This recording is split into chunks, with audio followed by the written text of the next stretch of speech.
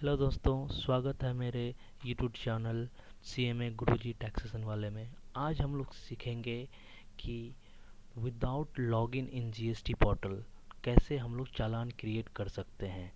हम में से बहुत सारे आदमी को ये पता नहीं है कि पोर्टल पे बिना लॉगिन किए भी चालान क्रिएट किया जा सकता है और बैंक के थ्रू उसका पेमेंट हो सकता है या ऑनलाइन भी हम लोग पेमेंट कर सकते हैं।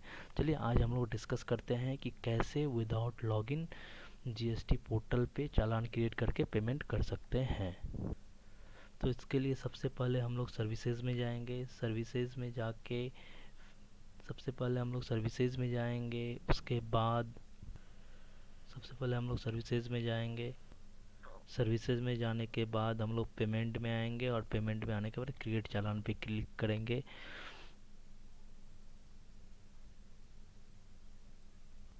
क्रिएट चालान पर क्लिक करने के बाद हम लोग के पास ऐसा एक डैशबोर्ड खुल जाएगा जिस पर कि हम लोग यहाँ पे किस पार्टी के नाम से हमें चालान क्रिएट करना है, मतलब किस GSTN के अगेंस्ट में कैश लेजर में बैलेंस डालना है वो वहाँ पे GSTN देना पड़ेगा। GSTN देने के बाद यहाँ पे कैप्चा देना पड़ेगा। कैप्चा देने के बाद फिर हम लोग प्रोसीड करेंगे तो इस तरह का हम लोग के पास खुल जाएगा। इसके बाद हम लोग monthly payment, quarterly payment, any other mode में जाएंगे क्योंकि हम लोग का क्वार्टरली पेमेंट का नहीं होता है, इसीलिए हम लोग ये खोलने का। अब देखिए ये आपका चालान का जो टैब है वो खुल जाता है। इसमें जो टैक्स पेयर है जिसके कैश लेजर में हम लोग डालेंगे उसके बारे में डिटेल यहाँ पे आ गया है और यहाँ पे हम लोग टैक्स में CI और CGST, IGST और SGST यहाँ पे हम डालेंगे। अगर इंटरेस्ट में कुछ करना है तो वो यहाँ पे डालेंगे। पेनल्टी में रहता है यहाँ पे, लेट फीस भी रहेगा तो यहाँ पे। चलिए हम मानते हैं 100 रुपये का यहाँ पर फिगर डाल देते हैं। 100 रुपया यहाँ पर और 100 रुपया यहाँ पे फिगर डालते हैं।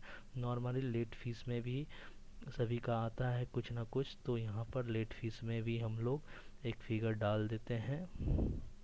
सॉरी, IGST में कुछ भी लेट फीस नहीं आता है नॉर्मली। तो यहाँ पे मान लीजिए 350 रुपये का पेमेंट है। अब मान लीजिए किस बैंक से आप पेमेंट करना चाहते हैं। अगर ई पेमेंट करना चाहते हैं तो ई पेमेंट यहाँ पे डाल दीजिए। उसके बाद लॉगिन यूज़र ID पासवर्ड आएगा तो वो कर सकते हैं। अगर मान लीजिए आप बैंक में जाके पेमेंट करना चाहते हैं, मान लीजिए कि PNB में जाते हैं,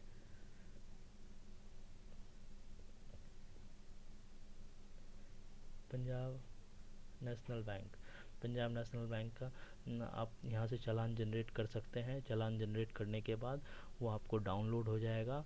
डाउनलोड होने के बाद आपसे एक बार फिर से GSTN मांगेगा। GSTN री इंटर करो। GSTN री इंटर करना पड़ेगा आपको, देन आप चालान क्रिएट कर सकते हैं। एक बार जब आप वहाँ पे GSTN देंगे तब आपका चालान जनरेट हो जाएगा। फिर इस चालान को आप सेव करके भी रख सकते हैं और डाउनलोड करके आप बैंक में जाके पेमेंट कर सकते हैं। तो आज हम लोगों ने सीखा कि विदाउट लॉगिन कैसे हम लोग चालान क्रिएट कर सकते हैं। नॉर्मली यह विदाउट लॉगिन चालान क्रिएट करने का तब ज़रूरत पड़ता है जब मान लीजिए कि मुझे सामने वाले पार्टी का यूज़र ID पासवर्ड नहीं है और हम लोग उसके अगेंस्ट उसके बिहाफ में कुछ कैश डिपॉजिट करना चाहते हैं ताकि ऑफिसर उसे DRC 03 कर दे और फिर हम लोग का काम बन जाए। जैसे कि मान लीजिए अगर ट्रांसपोर्टर किसी पार्टी का गुड्स लेके यहाँ से मान लीजिए मुंबई से अगर गुजरात जा रहा है, इस बीच में कोई एक पार्टी का विदाउट ई-वे-बिल अगर उसका गुड्स पकड़ा जाता है तो ऑफिसर उसका गुड्स पकड़ लेगा और उससे उसे बोलेगा कि कैश डिपॉजिट करो। सिंस ट्रांसपोर्टर के पास और भी बहुत सारे गुड्स रहते हैं तो वो क्या करते हैं, एक GSTN के अगेंस्ट में चालान क्रिएट कर देते हैं और कैश डिपॉजिट कर देता है और इससे ऑफिसर DRC 03 उसके नाम से फाइल कर देता है, फिर गुड्स को जाने देता है। तो ये कॉमनली ये जो विदाउट लॉगिन चालान क्रिएट करने का जो काम होता है वो मेनली ट्रांसपोर्टरों के लिए यूज़फुल होता है।